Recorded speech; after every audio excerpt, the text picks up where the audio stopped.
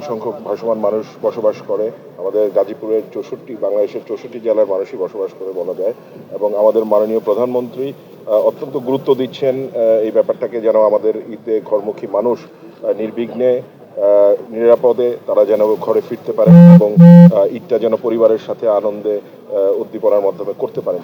এবং আমরা এই সরকারের বয়স আপনারা জানেন যে 1 মাসও হয়নি এখনো, তারপরও আমরা মাঠে নেমেছি, চেষ্টা করছি এবং প্রশাসনের সকলের সাথে সমন্বয় করে কাজ করার চেষ্টা করছি। ঘরমুখী মানুষের অনেক কষ্ট হয়। আমরা দেখেছি গত বছরও যমুনা ব্রিজের উপরে গাড়ি নষ্ট হওয়ার কারণে 7-8 ঘন্টা প্রত্যেকটি যাত্রীকে অতিরিক্ত সময় গাড়িতে বসে থাকতে হয়েছে।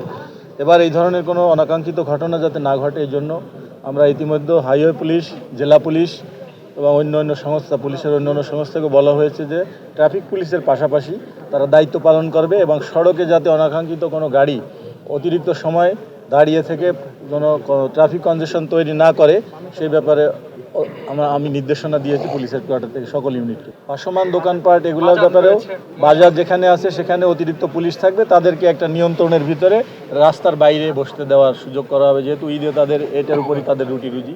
সুতরাং এ ব্যাপারে আমরা কনসার্ন এবং তাদেরও যেন কোনো ক্ষতি না হয়, ঈদের আগে তারাও যেন স্বাচ্ছন্দ্য ঈদ করতে পারে। সবাই মিলে আমরা একটা সুন্দর পরিবেশ তৈরি করব। এই জন্য আপনাদের সাংবাদিক সমাজের প্রতি আমি অনুরোধ জানাবো, আপনারাও এই ব্যাপারে আমাদেরকে সহযোগিতা করবেন।